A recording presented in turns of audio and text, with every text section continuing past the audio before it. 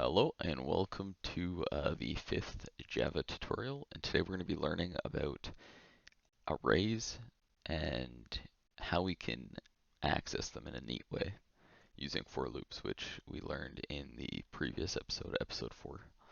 And so let's look at the syntax of an array. And you know what? Maybe before I even say what is it, like before I even show you the syntax of an array, I should tell you what an array is. And essentially, array is a list where the length of the list is a predefined numerical value. And so an array can hold strings, it can hold integers, I believe it can hold booleans, characters, it can hold a lot of different data types, definitely all the primitive data types, but essentially we can access them using different indexes and elements. And so the element of an array, let's say we have a list. Uh, let me open up Microsoft Paint for a little sec. Okay, so we have 1, 2, 3, excuse my handwriting, 4. And so this is our array. It's an array of integers. And so we can say the elements are 1, 2, 3, and 4. So what are the indexes of our element? Well, the elements are always subjective unless they are hard-coded, whereas the indexes are always the same. And so an index starts at 0, and each element represents an index greater than the previous index. So 2, 3. So we have 0, 1, 2, 3. And like I said in the previous video, how in computer science we like to count backwards, or sorry, count from 0 up. And so each index, the starting index is 0, and then we increment that value by 1 for each element. Oh, that's an unfortunate voice crack, but whatever. Um, okay, so let's go ahead and look at the syntax of this. So if I have int my array equals new int, let's say I want this to be 10. Well, now I have a value called my array that is a value of 10. And so what's being stored in this array? Well, we know that, well, I guess you guys don't know, or maybe you do, but I know that what's being stored in this array is a default value of 0. So let's go ahead and print our array. So arrays.toString, and then I'll say my array. And now we'll just see 0 10 times in a list format. And here we go. And so what if we want to start adding values? Well, we can add values to our array by saying my array, and then we use the square brackets to define an index. So my array at index 0, I want that element, which is currently 0 as we can see, equal to 1. Now let's see.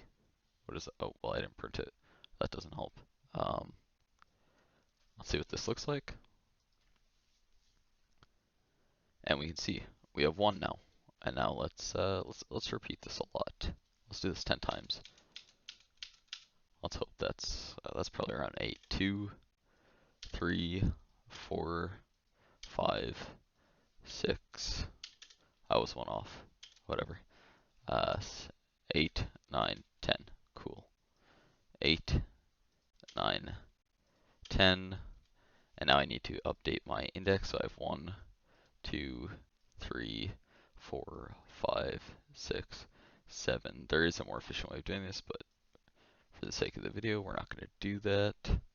So now we can see we're going to get a print statement, and we're going to see each line is adding an element to our array. And so we can see that eventually we have an array of length 10. So let me get rid of these. There's a more efficient way to do that. You can do system.out, and then I can select them somehow. Add selection. God damn it. Okay, well, I guess I'm going to do the time-consuming method, because it's going to be more inefficient to figure it out, at the moment at least. I'm not even going to bother making my code look nice, because I'm just wasting time. Okay, so now we have an array, and I'll do without arrays.toString, and that'll do my array. And I'll just print it once, make it nice and simple. So now our array consists of 1, 2, 3, 4, 5, 6, 7, 8, 9, 10. And now what if we want to add the third element, the third index, which is 4, and the fourth index, which is 5? Well, we can say, or you know what, actually let's get a little bit more complicated. Let's say we want to take the element in front of the previous element and add it to that one and then print it out. So let's go ahead and do that.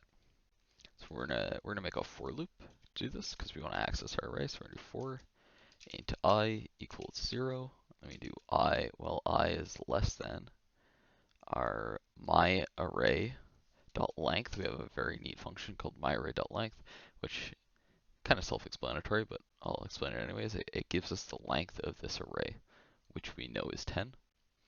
And one thing to note is that when we are counting from 0, if I was to say less than or equal to my array, then I would have to apply -1 because I want to stop running through this array when I is equal to 9 because my index only goes up to 9. My index does not go up to 10.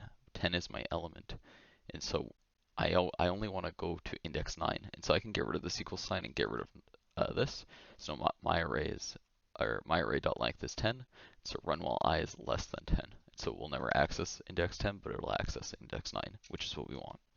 I'll do I++, and then we'll say, let's just print out each element. Let's keep it a little bit simple for now, and then we'll do element, we'll say element at index space plus I plus this is this plus my array. And remember, we can access the element using the array, so we'll say my array at I, which will be anywhere from 0 to 9. Now we're going to say element at index 0 is equal to 1, and etc. And so now we're able to access the element at any array we want using a for loop, and we just iterated through an array. And that's pretty important in Java, or in any programming language, as a matter of fact. Iterating through an array is a really big part of it. And so essentially, this is really it. But I mean, there's another thing we could do. Let's see what kind of errors we can run into with for loops. So what if I say my array is less than or equal to, like the one I was talking about earlier? Well, now we're going to get an index out of bounds error. I believe that's what it's called. It's something along those lines. But essentially, we're calling index 10, which does not exist. And so I'll run it and we'll see what happens. And there we go. We get an exception in thread, array index out of bounds exception. Index 10 out of bounds for length 10. And so we only, our length is 10, but our index is not 10.